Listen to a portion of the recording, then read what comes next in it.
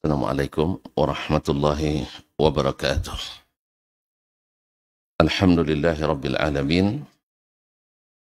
Wabihi nasta'in ala umurid dunya wa din. Asyhadu an la ilaha illallah wahdahu la syarika lah.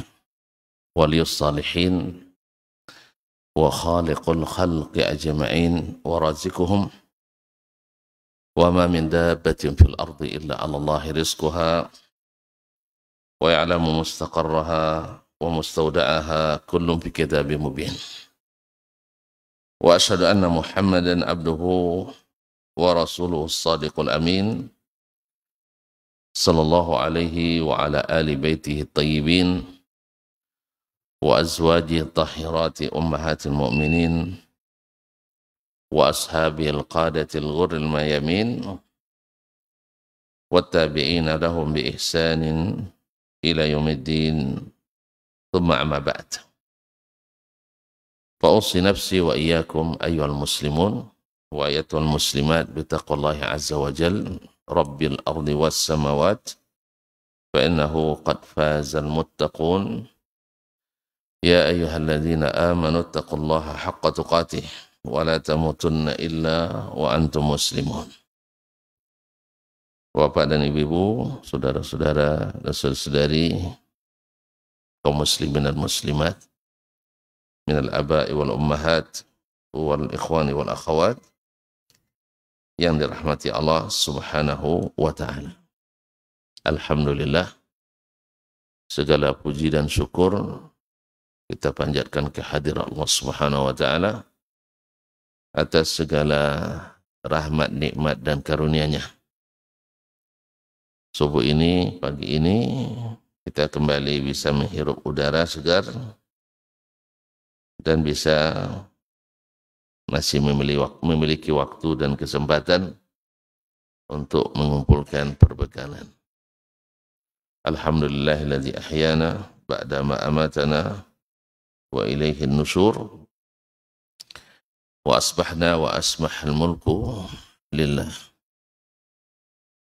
Mudah-mudahan kehadiran kita di sini Allah terima sebagai tanda syukur kita kepadanya. Sehingga nikmat yang sudah diberi senantiasa dicurahkannya yang membuat kita selalu bersyukur kepadanya. Amin ya rabbal alamin. Mudah-mudahan salawat dan salam tak pernah berhenti kita ucapkan untuk menghiasi majelis ini. Sehingga dengan salawat dan salam itu mudah-mudahan di akhirat kita berhak dan diizinkan mendapatkan dari Nabi sallallahu alaihi wasallam syafaat. Bapak dan Ibu kaum muslimin dan yang muslimat yang dirahmati Allah, melanjutkan fiqhul adiyati wal azkar, di antara zikir-zikir yang atau doa yang dipanjatkan kepada Allah Subhanahu wa taala adalah ketika kita mengunjungi orang yang sakit. Subhanallah, kita sebagai manusia pasti mengalami keadaan-keadaan kita membutuhkan orang lain memberikan perhatian pada kita. Sehingga kita tidak merasa hidup sendiri. Dan sudah merupakan fitrah pula bahwa kita senang kalau diperhatikan. Senang kalau dikunjungi ketika sakit. Sahih, awalnya mengerang kesakitan, datang kawan, Masya Allah 2 jam seperti hilang sakit. Sebenarnya ya sakit tidak hilang, cuma nikmat bertemu itu mengalahkan rasa sakit itu. Buktinya setelah orang itu pergi, mengerang lagi. Hangarannya istri bilang, jadi 2 jam cerita tak ada petatap tinting, tak ada apa salah. Kalau kita bilang nikmat bertemu orang itu berarti bersama saya, tidak nikmat dia katanya. Tapi begitulah subhanallah. Maka Allah jadikan kita ini, orang-orang beriman itu saling merasa dan saling menenggang. Saling sama-sama merasakan itu. Masalul mu'minina dalam hadis sahih diriwayatkan oleh Imam Al-Bukhari dan Muslim dari An-Nu'man ibn Bashir radhiyallahu taala anhuma. Rasulullah SAW bersabda, "Matsalul mu'minina fi tawaddihim wa tarahumihim wa ta'atufihim kamatsalil jasad." Atau matsalul jasad. Perumpamaan orang-orang beriman itu dalam saling mencintai, saling menyayangi, saling mempedulikan. Seperti satu tubuh. Ini perumpamaan yang luar biasa. Satu tubuh. Gimana satu tubuh? Idza ishtaka minhu udhun tada'a lahu sa'irul jasadi bis-sahri wal humma. Bila salah satunya sakit, anggota tubuh kita ini, yang lain ikut menanggung. Tidak mungkin kita kepala sakit, tangan bilang rasain tuh katanya. Sah? Atau ketika lutut udah mulai sendi-sendinya sakit, ya kepala bilang, nah itulah, matilah kau katanya. Tidak ada. Iya. Jadi lutut yang sakit, kepala ikut menanggung peningnya. Sah ya? Jadi tidak bisa. Mau tidur pun terganggu semuanya. Nah ini perumpamaan orang-orang beriman. Kalau seperti ini kita, Masya Allah banyak hal yang bisa terselesaikan. Banyak yang terselesaikan. Cuma ini yang semakin hilang dari kita. Ya karena mungkin kesibukan yang luar biasa banyaknya hari ini. Karena terlalu banyak acara juga kadang. Acara yang tidak perlu kadang dibuat juga semakin banyak kegiatan. Atau mungkin karena kita dalam mencari penghidupan tidak ada selesai dan usainya. Masya Allah. Dulu ketika mulai kerja dapat gaji UMR jadilah. Sah? Habis itu terbayang pula menggaji orang di bawah UMR. Kita pula ngaji orang. Habis itu gaji satu orang, dua orang, dan seterusnya. Habis. Sehingga kadang-kadang tidak sempat mempedulikan sesama saudara beriman. Tapi yang jelas, ini perumpamaan yang disebutkan oleh Nabi SAW seperti anggota tubuh. Bila sakit satunya, maka sakit seluruh badan ikut merasakan sakit panasnya dan ikut merasakan susah tidurnya. Kadang-kadang gara-gara menahan itu, gara-gara ikut merasakan, timbul pula penyakit pada anggota tubuh yang lain. Ya, karena sejarang tidur, kambuh pula migrannya. Akhirnya kadang-kadang karena itu tidak ada selera makan, kan pening, demam, tidak ada selera makan, kambuh pula emahnya. Sah, dan seterusnya. Tapi begitulah, tubuh itu saling menanggung. Dan riwayat Muslim, as-muslimuna karajulin wahid. Orang-orang Islam ini sama dengan satu orang saja. Idza istaka ainuhu istaka kulluhu. Bila matanya sakit, yang lain ikut sakit. Wa in istaka ra'suhu istaka kulluhu. Bila kepalanya sakit, semuanya merasakan sakit itu. Rawahu Muslim. Oleh itu maka al-Islam, Nabi SAW menjadikan ini hak bagi orang yang sakit dan kewajiban bagi orang yang sehat. Yaitu untuk mengunjungi, untuk melayat, apa istilahnya? Melayat ya? Sakit ya kalau melayat orang mati ya? Hah? Menjenguk. Menjenguk. Menziarahi. Ziarah salah lagi ya? Menjenguk ya? Seperti tadi, karena memang ketika kita merasa ada orang yang memperhatikan, semakin ramai, semakin ringan beban kita. Sahih? Semakin ramai orang yang datang, ya semakin terasa ringan rasanya. Jadi begitulah Allah jadikan, maka Allah jadikan melalui Nabi SAW ini salah satu hak yang mesti dipenuhi. Nabi SAW dalam hadis Muslim mengatakan hakul muslimi alal muslimi sittah. Hak seorang muslim terhadap muslim yang lain ada 6. Iza laqitahu fasallim alaihi. Bila bertemu dengannya, ucapkan salam. Syekh, kita ini, apalagi di tempat-tempat yang asing bagi kita, tapi ada orang yang salam sama kita. Gimana rasanya ya? Ada yang menyapa kita. Senang enggak? Senang sekali. Kita sedang capek-capeknya bekerja, tapi ada yang mencairkan suasana dengan menanyakan keadaan. Kadang-kadang orang tuh pelayan rumah makan. Kita basa-basi aja, sudah makan belum? Pastilah orang di rumah makan sudah makan ya kan. Tapi ketika kita katakan sudah makan atau belum, rasanya senang dah. Antum belum pernah mencoba ya. Cobalah sekali-sekali jadi pelayan rumah makan. Ya, ditanyain seperti itu. Atau ayo kita makan sekalian. Padahal tidak akan mau orang tuh. Kalau mau pun nanti kena marah sama manajernya. Tapi ketika kita menyapa dengan seperti itu, dia akan merasa ada yang peduli kepadanya dan kita memang suka dipedulikan. Makanya kalau sudah istri dan boleh tidak peduli sama kita, nah, merasa enggak? Syekh, belum pernah merasakan. Wih, alhamdulillah hebat istri antum, barakallahu fiha. Yang sudah merasa, coba. Kalau sudah merasa diabaikan, sakit enggak? Di mana sakitnya?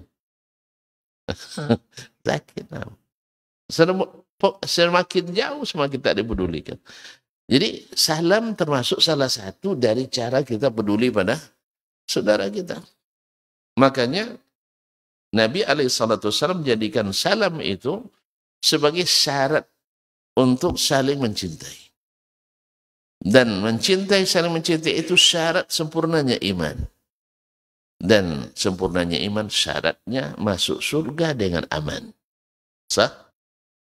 Nah, makanya ketika bertemu, jangan bakhil. Salim ala man arafta wa man lam ta'rif. Ucapkan salam pada orang yang kau kenali ataupun tidak dikenali. Sebab akan datang masanya menjelang hari kiamat, orang tak ucapkan salam kecuali yang sudah kenal saja. Itu kenal pun kenal baik. Kalau kenal buruk, atau dapat isu yang tidak baik, ya, tidak salam aja. Bahkan seperti kata Imam An-Nawawi rahimahullah, bila kita berada di tempat yang campur-campur, muslim non-muslim, tapi tidak pasti kita di situ orang non-muslim, ucapkan aja salam. Seandainya salah, tidak berdosa. Karena ucapkan salam pada orang non-muslim kan tidak boleh. Tapi kita tidak tahu dia non-muslim. Maka ketika ucapkan, ya, kan sering kita ucapkan salam sama kadang pegawai, kadang, ya, di mana aja. Ketika dia tidak jawab salam kita 2 kali, ternyata bukan muslim ya, ya bukan Pak. Ya tidak apa-apa, tidak dosa kita. Dosa kalau salah? Tidak kan? Kita kan tinggal di negeri yang mayoritasnya muslim. Bentuknya sama juga kayak orang Islam. Lebih ramah pula kadang pada orang Islam lagi. Jadi kita ucapkan assalamualaikum. Pertama mungkin karena kita kira tidak dia dengar. Ucapkan kedua kali. Rupanya bukan tidak dengar. Dia bukan muslim. Insya Allah tidak berdosa. Tapi kalau udah pasti dia non-muslim, ayalah tidak usah kita ucapkan salam. Karena ini hak orang Islam. Sedangkan non-muslim tidak punya hak. Makanya tidak ada perlunya antum mengucapkan salam-salam dalam persilahan. Ya, sejak zaman Pak Soekarno dulu, tidak ada salam sejahtera untuk kita semua dari muslim. Sah? Sampai Pak Soeharto 32 tahun, assalamualaikum juga salamnya kan? Iya, salah saya. Nah, sampai beliau wafat pun saya tidak pernah mendengar beliau pidato dengan mengucapkan kecuali Assalamualaikum. Ya kenapa kita harus bawa pula? Kalau orang itu mengucapkan salam sejahtera, memang agamanya. Kalau orang tuh bilang Om Santi, apa? Sambung-sambung. Atau ada yang mengucapkan Shalom, biarin aja karena dia dalam agamanya. Ini yang latahnya Muslim, latah pula mengucapkan salam orang lain. Padahal tahiyatu ummatis salam, kata Nabi. Umatku penghormatannya dengan mengucapkan salam. Gara-gara antum pejabat, antum berubah agama, itu apa? Jabat antum itu tidak guna. Tidak guna, di akhirat tidak ada gunanya. Ya. Jadi, entahlah, siapa mulai kemarin? Menzalimi, iya. Itu tidak boleh. Tapi kalau membenci orang yang berbuat dosa, wajib apa sunat? Wajib. Antum kalau di kampung orang curi ayam aja, antum benci apa enggak? Hah? Padanya curi ayam. Antum benci padanya. Kenapa benci? Buat pelanggaran, dosa. Sah? Orang melakukan judi, antum benci kepadanya karena merusak masyarakat. Sah? Narkoba, antum benci kepadanya. Padahal mereka ini selama tidak keluar dari agamanya, asal Islam, dia masih bisa masuk surga. Mana yang lebih besar? Dosa, syirik, kufur, nifak, daripada ini semua. Hah? Berarti mana yang lebih besar pelanggaran syirik daripada pelanggaran narkoba? Hah? Syirik. Makanya pelaku syirik harus lebih kita benci daripada pelaku narkoba. Narkoba kita benci, iya. Syirik harus lebih kita benci. Jelas ya? Jelas. Nah, cuman boleh enggak kita, seperti ada sebagian, ini enggak semangat sama kita, enggak usah bayar utang sama dia. Nah. Boleh enggak? Hah? Ada pula sebagian kita, apa enggak bayar utang ke Ustaz tu, enggak semangat jawab ini. Apa pula? Enggak seagama pun hutang wajib dibayar. Apa dikempeskan biar mobilnya? Ini enggak sepengajian kita boleh? Nah, oh. Itu enggak boleh. Makanya belajar agama dengan baik, nanti antum paham bahwa benci itu tidak artinya zalim. Posisi dia kita berikan, hak dia kita berikan. Tapi kalau agamanya tidak bisa, jangan. Ini agama adalah ruang terlarang. Ini lampu merah, garis merah, ini tidak boleh dilewati. Nasallallahu alaihi wasallam. Kemudian wa iza da'aka fa'ajibhu. Kalau dia mengundang maka datang. Dan para ulama menyebutkan bahwasanya seperti yang dinukil oleh Imam An-Nawawi rahimahullah dan juga Ibnu Hajar, bahwasanya kewajiban muslim terhadap muslim yang lain adalah mengabulkan sewajib-wajib undangan adalah undangan walimah. Undangan walimah. Kan banyak majelis undangan. Ada undangan walimah, ada undangan perayaan, ada undangan peringatan, ada undangan apa lagi? Rapat, ada undangan wiridan, ada undangan tahlilan, ada yasinan dan sebagainya. Mana yang wajib? Mana yang wajib dikabulkan dan mana wajib pula ditinggalkan? Kan ada yang wajib ditinggalkan kadang.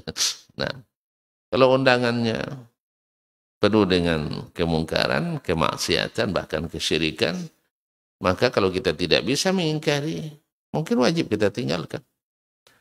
Nah, misalnya antum sebagai ustadz dapat undangan acara bakar tongkang misalnya. Nah, kan, nanti tukang doanya ustadz, kan tidak pas.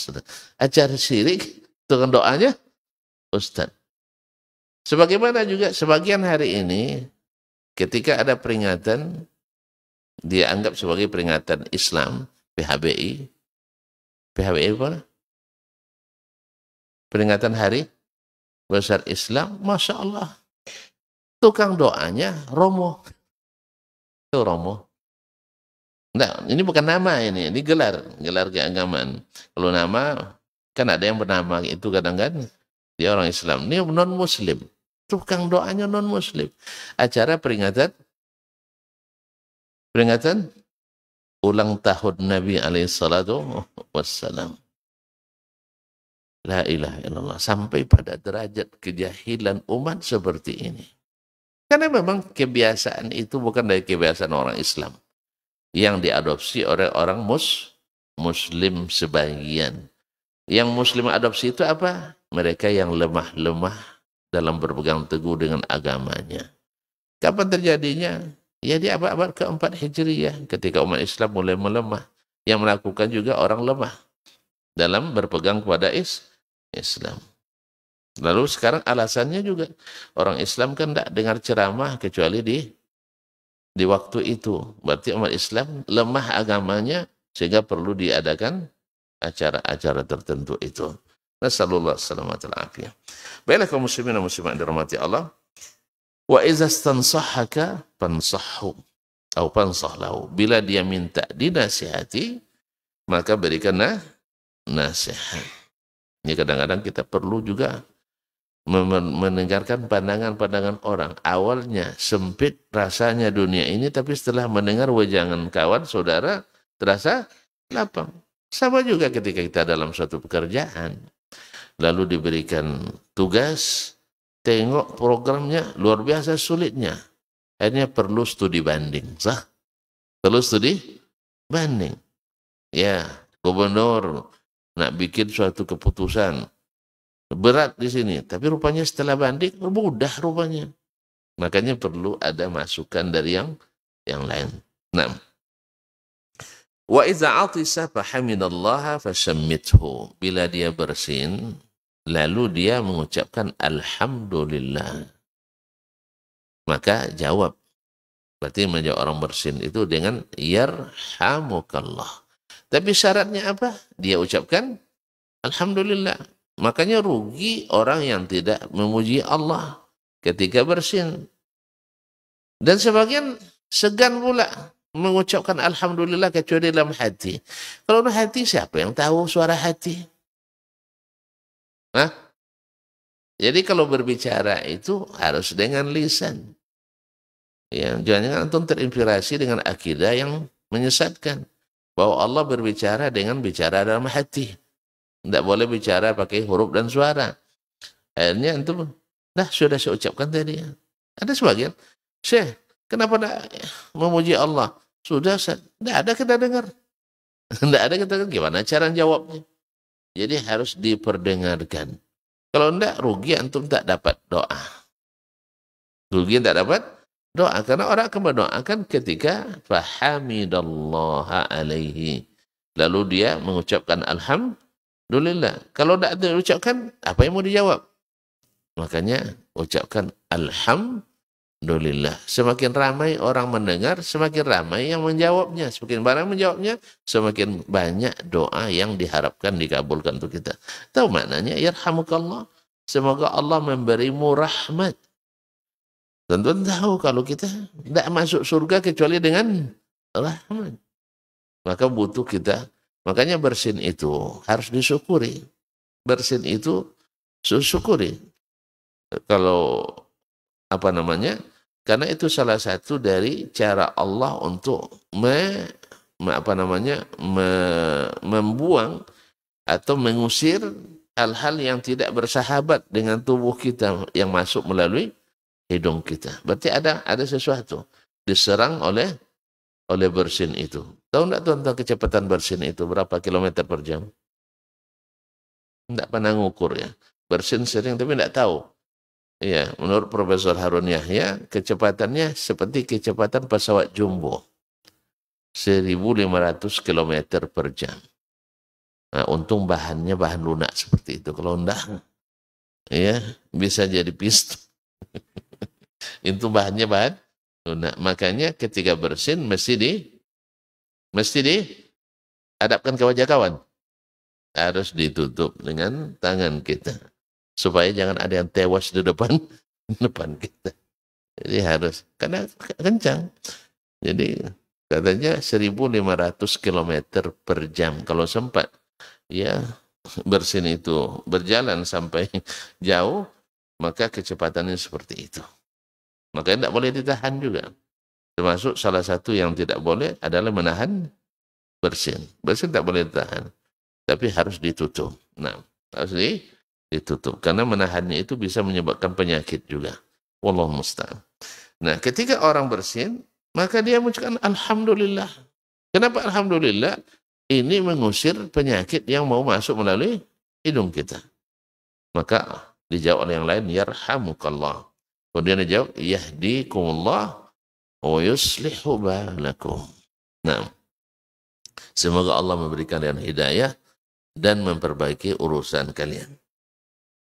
Wa iza marida fa'udhu. Nah, di sini ketika dia sakit, maka jenguk, maka lihat, maka diziarahi. Wa iza mata fattabi'hu, dan bila mati maka ikuti, artinya melayatnya sampai ke pekuburan.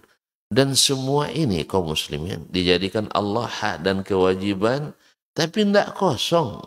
Sebab Allah setiap menyuruh kita mesti memberikan sesuatu yang tak ternilai untuk kita. Sekali lagi saya katakan, Allah setiap menyuruh kita, tak ada satupun yang tidak diberikannya apresiasi, diberikannya gaji. Subhanallah. Dia yang gerakkan kita, dia berikan kita kuasa, dia yang memberikan kita sanggup, dia mengingatkan kita, tapi tetap diberikannya gaji besar. UMR. Hah? Gajinya tak terhitung. Jadi itu kaum muslimin dan muslimat dirahmati Allah, sampai-sampai Nabi SAW pada suatu hari dia bilang, man minkum tasaddaqal yawma bisadaqah. Siapa yang hari ini bersedekah? Abu Bakar bilang, ana. Man minkum al-yawma yusbihu sa'iman. Siapa yang hari ini berpuasa? Kata Abu Bakar, saya. Man minkum al-yawma ada maridan.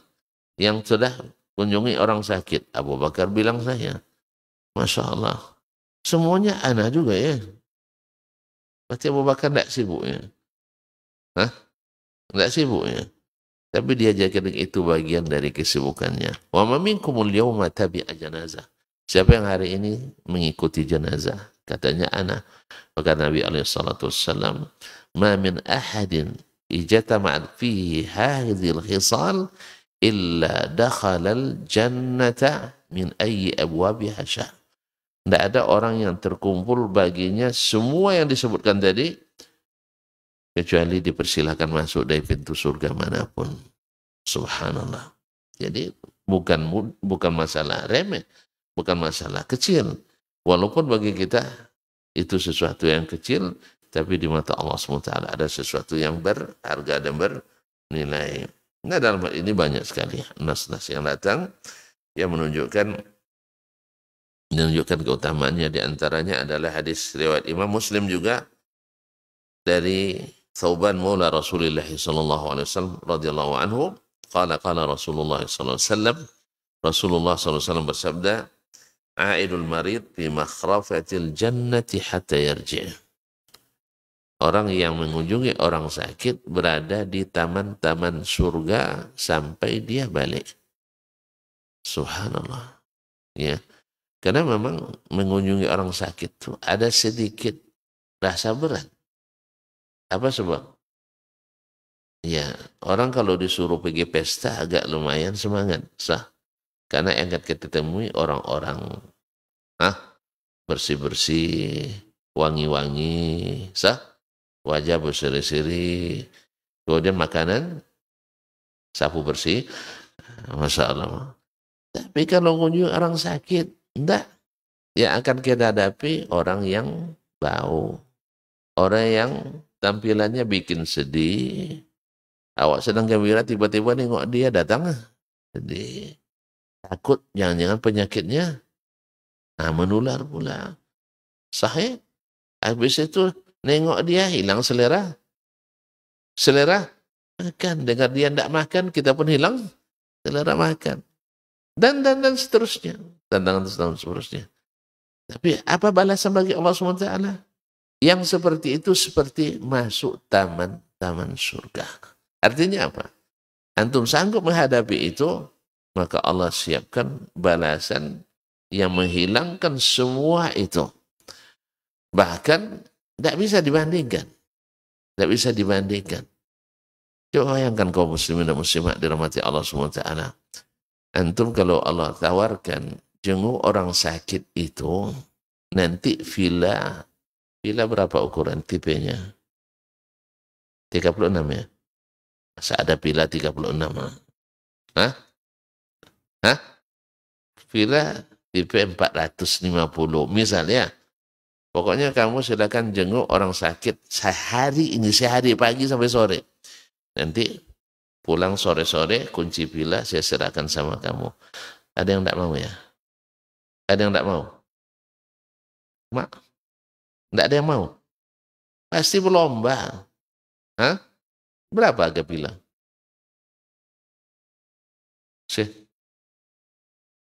Hah? Tipe 36 aja sudah 400. Apa? Berapa sekarang? 200 ya? Nah, 200 juta. Kalau villa tidak kurang daripada 5 miliar. Sah? Itu tidak mau, tuan-tuan. Awak ada, apa namanya, dekat atas kaki, tidak pernah juga dapat 5 miliar itu kan? Pasti kita mau. Sehari cuma. Mana lebih mahal? Villa daripada surga? Hah? Surga. Ini hakikatnya. Ziarah, ya, mengunjungi orang sakit. Sebentar, Allah balas dengan taman di surga. Itulah sebabnya kenapa Abu Bakar itu semangat. Jadi Abu Bakar itu, mohon maaf, kata para ulama, bukan dari sisi nominalnya dia yang lebih banyak dari yang lain. Mungkin Utsman mengalahkan dia. Abdurrahman bin Auf mengalahkan dia dari sisi nominal. Tapi yang bersarang di sini, di hatinya.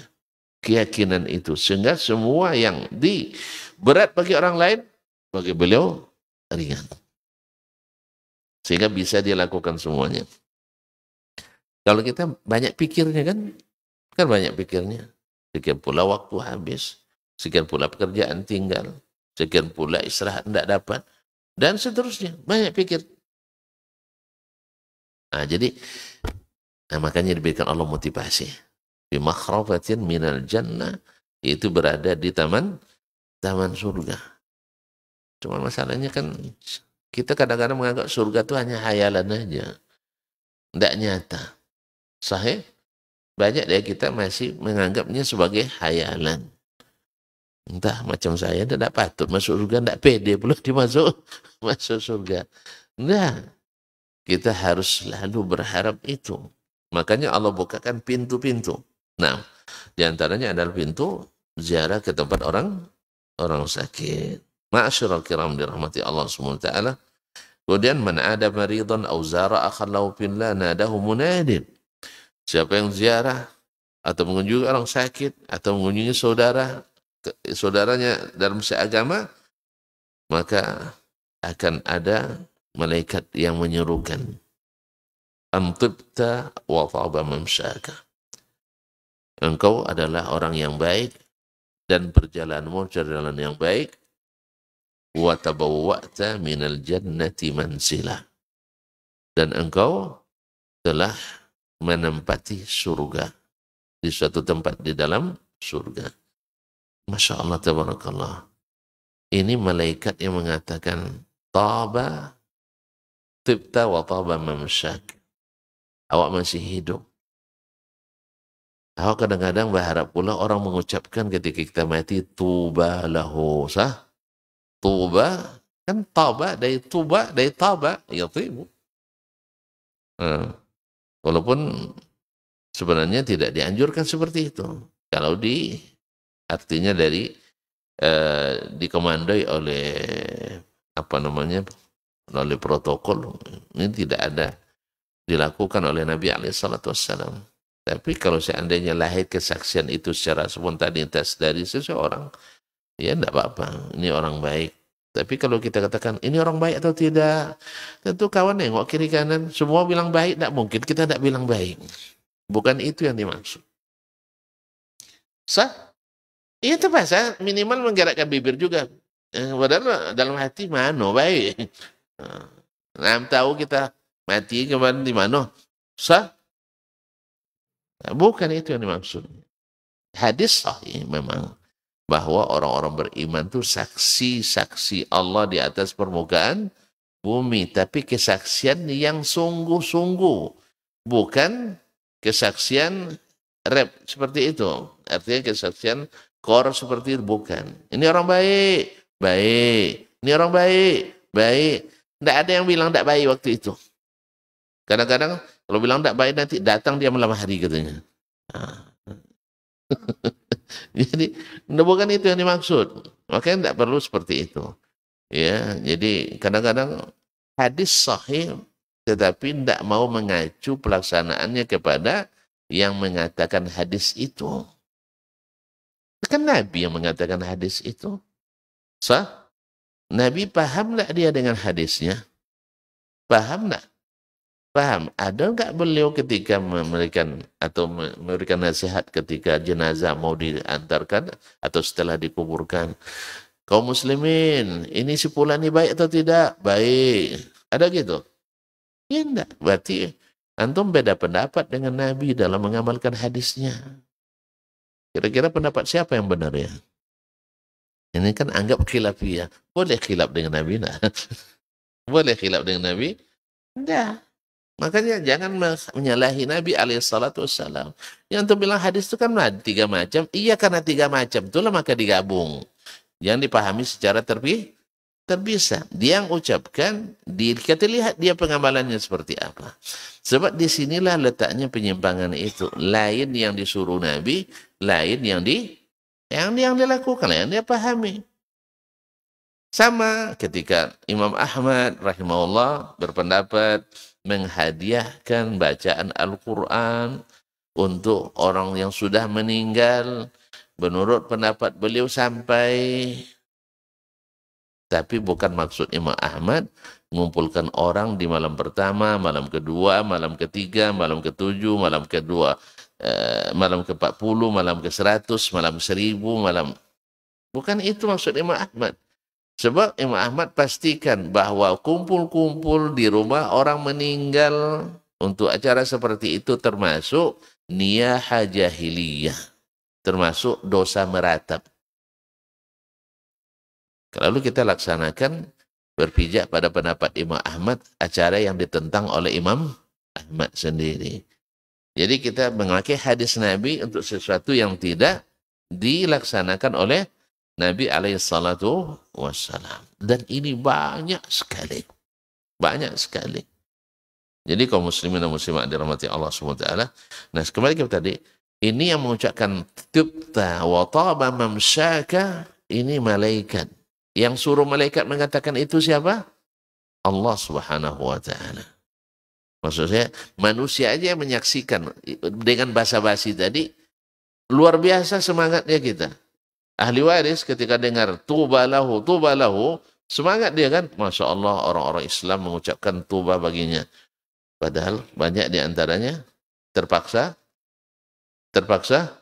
ikut-ikutan. Karena tengok kiri kanan ikut semua nih. Nah, nanti saya pula dibilang, jangan-jangan bilang ada dendam sama yang meninggal. Nah, jadi makanya kaum muslimin dan muslimat dirahmati Allah SWT.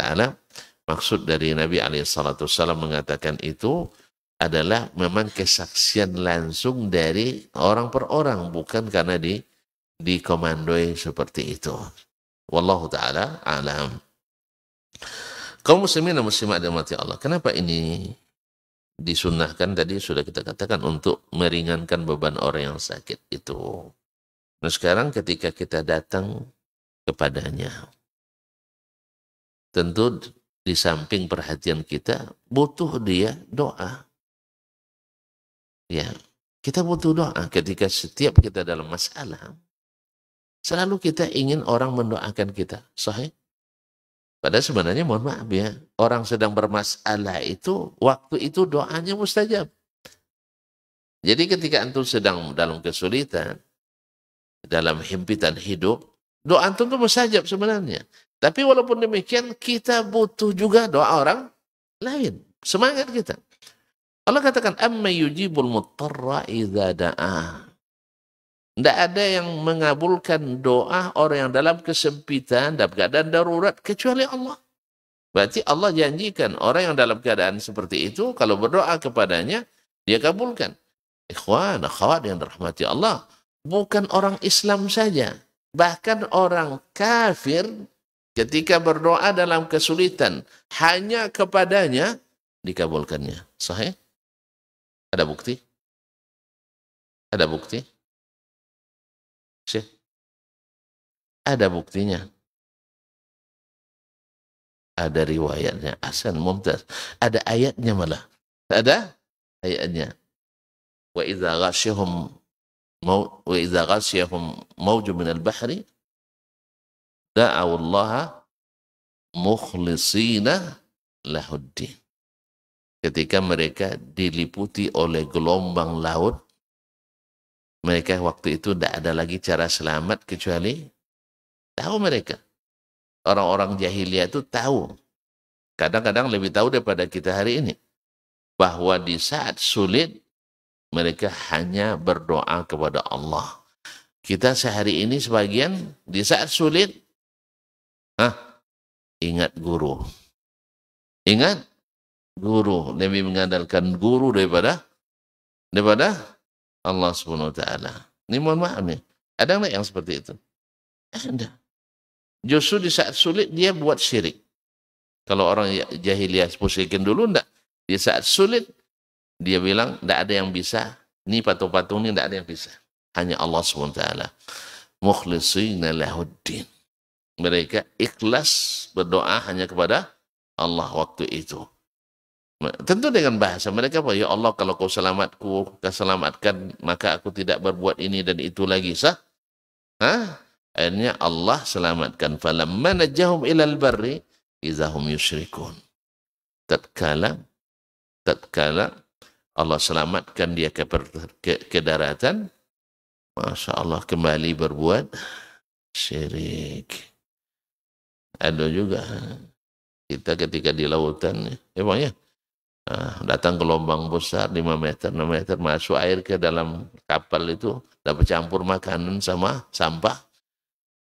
Awak udah bercampur semuanya karena gelombang besar. Ada yang bernazar, ya Allah kalau selamat aku akan sembelih kambing. Nazar dia kan. Alhamdulillah selamat. Sampai daratan, tidak mau dia sembelih kambingnya. Salah ucap tadi katanya.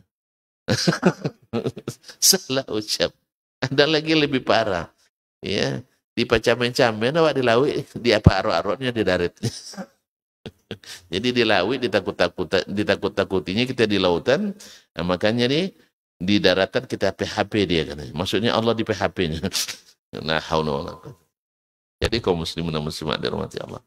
Jadi sekalipun doa itu dari orang yang bukan Islam, tapi kalau ketika berdoa itu dia ikhlas, ya artinya tidak ingat dia dengan kecuali pada Allah, Allah kabulkan. Ittaqu da'watal mazlum. Takutilah, jauhilah doa orang yang terzalimi. Fa innahu laisa bainahu wa bainahu hijab. Karena doa orang yang dizalimi itu tak ada hijabnya dengan Allah. Dalam doa lain kata-katakan walau kana kafiran. Sekalipun yang dizalimi itu adalah orang kafir. Maka orang Islam tidak boleh menzalimi orang kafir. Sebagaimana dia tidak boleh mencintai orang kafir, juga tidak boleh menzalimi orang kafir. Sebagaimana dia wajib membantu ketika mereka butuh, demikian juga dia dalam memberikan itu tidak mesti mencintai. Sederhana saja Ustaz ya. Nampak ini kita tidak boleh mencintai, tapi kita bantu. Paham? Ya, nampak antum istri saya lah misalnya. Istri orang lah. Jangan istri saya. Ya, mengalami kecelakaan di jalan. Antum bantu enggak? Antum bantu? Bantu enggak? Ya Allah enggak mau bantu istri saya juga. Nah, tapi antum cinta ya? Ustaz, saya cinta sama istri Ustaz, maka saya bantu. Kira-kira apa? Tidak mungkin saya cintai. Ini cinta terlarang ini. Makanya kenapa tidak dicinta, boleh dicintai? Karena istri saya, tidak boleh antum cintai. Saya. Demikian juga orang kafir itu. Orang kafir itu tidak boleh dicintai karena dia memusuhi Allah Subhanahu wa ta'ala. Masa musuh Allah kita cintai? Tapi boleh tidak dibantu? Boleh nggak dibantu? Ya. Kadang wajib. Membantunya berpahala atau tidak? Berpahala. Makanya kalau ada orang misalnya non-muslim, ya, minta sedekah ke antum, boleh tidak diberi? Hah? Boleh. Apalagi kalau dia bilang sudah 3 pekan tidak makan Pak katanya. Wajib untuk beri. Karena fi kulli kabidin ratbin sadaqah. Jadi harus dibedakan antara cinta dengan memberikan hak, membenci dengan menzalimi. Menzalimi haram. Tidak boleh. Tapi mencintai juga tidak dibenarkan. Karena cinta itu cinta terlarang. Allah tak mengizinkan itu. Jelas? La tajidu qauman yu'minuna billahi wal yawmil akhir yuwadduna man haddallaha wa rasulah. Tidak mungkin orang yang beriman pada Allah di akhirat mencintai orang-orang yang memusuhi Allah dan Rasulnya. Tidak mungkin. Kalau dia mencintai, berarti dia tidak cinta pada Allah Subhanahu wa ta'ala. Jelas? Jelas ya? Jadi orang kadang tidak paham. Sebagian tidak paham, walaupun orang-orang besar. Tapi tidak putus kaji ini badannya. Kenapa? Dia tidak belajar agamanya dengan benar. Dia tidak belajar kecuali dari pikiran dan perasaan. Tapi kalau belajar daripada Al-Quran Sunnah, kita paham bahwa cinta itu atas izin Allah SWT. Sedangkan benci juga atas izinnya. Dan tidak selamanya cinta selalu menggembirakan. Kadang diuji. Ibrahim dicintai Allah. Tidak ada yang lebih dicintai Allah pada masa itu kecuali Ibrahim. Disebut Khalilullah. Tapi disuruh nyembelih anak. Musibah enggak? Hah? Antum. Kalau antum benar cinta sama saya, serahkan seluruh hartamu. Mau enggak? Berarti tidak cinta. Iya. Jadi cinta itu tidak selamanya menyenangkan. Tapi kalau antum sikapi dengan tulus dan ikhlas, antum tidak akan merasa disusahkan. Sahih? Antum keluar malam-malam hari, hujan pula. Ya, istri ngidam, makan mangga muda. Ya, tumbuhnya di depan rumah janda. Jam 2 malam, hujan pula. Nah, gimana kira-kira? Berat enggak? Jam 2 malam hujan. Nak minta izin ketuk pintunya. Berbahaya, nampak sama orang. Orang pasti curiga. Hujan-hujan jam 2 malam, ketuk pintu rumah janda. Berat enggak? Kalau diambil tanpa izin. Nanti diteriakin maling. Bahaya juga. Tapi antum siap enggak melakukannya apapun risiko? Siap. Karena cinta. Menyenangkan enggak? Menyenangkan enggak? Enggak. Sama kita mencintai agama ini, kadang-kadang harus berkorban nyawa. Sahih? Tapi karena cinta, kita lakukan. Kita lakukan. Kita harap cinta ini berbalas kebaikan. Sebab ketika kita tidak laksanakan ngidamnya tadi, jangan-jangan berpengaruh pada yang baik kita. Nanti buruk peranginya. Karena tidak kesampaian keinginan ibunya. Nasallallahu salamatu alafiyah. Atau terjadi keguguran. Menyesal kita. Makanya cinta tidak selamanya hal-hal yang indah-indah. Kadang diuji dengan hal yang bikin kita susah. Tapi karena cinta, terasa indah. Ya, pernah ada yang mengalami itu? Kayaknya enggak ya. Alhamdulillah. Antum belum teruji betul cinta, nampak? Alhamdulillah. Jadi demikian kaum muslimin dan muslimat dirahmati Allah SWT. Jadi Allah jadikan mengunjungi orang sakit itu memang berat, tetapi Allah berikan janji yang menggembirakan. Nah, kita bertemu dengan orang sakit. Dia harap kita berdoa untuknya. Padahal doa dia sendiri mustajab waktu itu. Makanya tidak ada salah juga ketika antum mengunjungi orang sakit, minta didoakan olehnya. Kita doakan dia, dan kita juga minta didoakan olehnya. Tapi bilang jangan doakan minta sakit ya. Nah, jadi doakan sehat-sehat. Nah. Jadi di antara yang diajarkan Nabi SAW seperti hadis dari Sahih Bukhari dari Ibnu Abbas radhiyallahu anhuma, anna Nabi SAW dakhala ala Arabiyyin ya'uduhu. Nabi masuk mengunjungi seorang Arabi. Arabi itu orang Badui, orang dusun, orang kampung yang nomaden. Mengunjunginya. Qala wa kana Nabi SAW idza dakhala ala maridin ya'udu qala la ba'sa tahurun insyaallah. Nabi bila mengunjungi orang sakit selalu mengucapkan la ba'sa tahurun insyaallah. Sabar ya, enggak apa-apa. Insyaallah tahur, membersihkan. Kalimat tahur adalah membersihkan apa? Membersihkan dari dosa. Itu yang pasti. Bahwa sakit membersihkan dosa-dosa. Atau bisa saja membersihkan tubuh kita dari penyakit yang lain.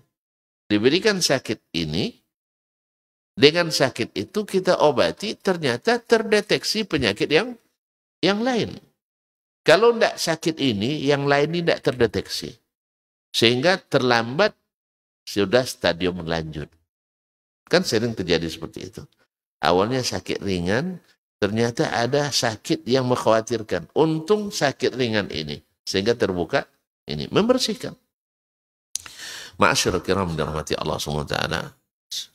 Jadi, kadang-kadang dengan cara sakit itu Allah membersihkan kita. Tapi yang jelas, membersihkan dari dosa-dosa. Tapi orang Badui tadi, kalau enggak, kalau enggak kasar, enggak Badui namanya. Dia bilang, kalla, mana pula katanya. Mana pula? Tak mungkin. Bal hiya humma tafur. Bahkan ini penyakit panas yang menggelegar. Atau tasur, atau ya sangat panas. Ala syaikhin kabir. Yang ditimpakan kepada orang yang sudah berumur seperti saya, tua renta. Tuzirul kubur, ujung-ujungnya masuk kubur. Nah, jadi dia tidak menerima apa yang dikatakan Nabi SAW. Nabi bilang membersihkan, dia bilang menyusahkan. Dia bilang menyulitkan. Lalu kata Nabi SAW, faqala Nabi SAW, na'am izan. Nah, kalau itu yang kau inginkan, mudah-mudahan itu yang dapat. Ya, cepat-cepat mati jadi. Nabi ingin katakan padanya, ini tidak apa-apa, sabar saja, ini membersihkan. Kita kaum muslimin dan muslimat, tadi saya katakan, kalau kita dalam suatu kesulitan, lalu ada yang memberi haram. Ada yang memberi harapan. Maka yang sulit itu terasa ringan. Masih terasa ringan. Makanya ketika orang mengadukan masalah ke kita, jangan ditambah masalah baru. Jelas ya? Orang sekarang misalnya mengadu, saya tersangkut masalah ini. Kalau tidak, saya berperkara masalah ini. Jangan bilang, iya Ustaz. Atau iya ini bahaya masalah ini. Nah. Kalau itu tidak usah, bilanglah. Yang antum bisa berikan, ya, ini sebenarnya jangan takut, ada solusinya. Gimana? Ini. Kalau masalah duit, saya nih pakai duit saya dulu. Senang orang, kan enggak. Duit enggak keluar, yang ada adalah nambah berat beban pikiran. Tidak bagus. Jadi kalau antum tidak bisa berikan keringanan yang meringankan, tidak usah beri ancaman. Sama ketika kita sakit, dikunjungi orang, lalu dia bilang, nih apa sakit? Oh, saya sakit ini kan. Iya Ustaz, ini sudah 5 orang mati barusan. Kalau kita tidak usah menambah beban orang. Tahu orang bahwa ini sakit itu Kalau tidak sehat ujung-ujungnya mati. Tahu orang, tidak perlu disebutkan itu. Sah? Nah, sama seperti saya bilang tadi, saya tersangkut utang Pak. Kalau saya tidak bayar, saya di penjara. Iya Ustaz, ada 5 orang. Gara-gara kasus seperti ini, ancamannya luar biasa 15 tahun katanya. Orang datang untuk menghilangkan masalah itu tambah rumit jadinya. Tapi kalau antum berikan, jangan takut Ustaz. Ini sebenarnya masalahnya sedikit saja. Ini masalahnya dikit, masalah administrasi. Perbaiki ini, lakukan ini. Jadi menenangkan. Bukan tambah masalah. Sebulan dulu masuk penjara 5 tahun gara-gara itu. Ustaz, ini jelas. Nah, juga rumah tangga seperti itu. Kalau dia ngadu masalah rumah tangga, walaupun rumah tangga tidak boleh ngadu sama orang sebenarnya. Ya, antara suami istri itu, kalau masih ada cinta dalam hati, tutup pintu rapat-rapat, ambil bantal, tidur sebantal. Itu obatnya. Bukan ngadu sama orang lain. Bukan pula curhat di medsos. Di medsos banyak setannya. Di luar juga banyak setannya. Awak berdua aja lah selesaikan. Tutup pintu. Kunci. Ya, simpan kuncinya. Sehingga tidak ada yang lari. Ayo kita kelahi di dalamnya. Nah, ya. Sampai kelahi tentu. Allah musta'an.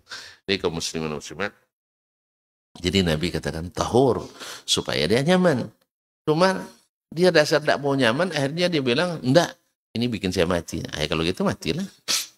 Nah, awan menghibur, tapi dia tetap juga tidak mau dihibur. Nah, salah satu doa yang sangat berharga yang diajarkan Nabi SAW adalah la ba'sa tahurun insyaallah.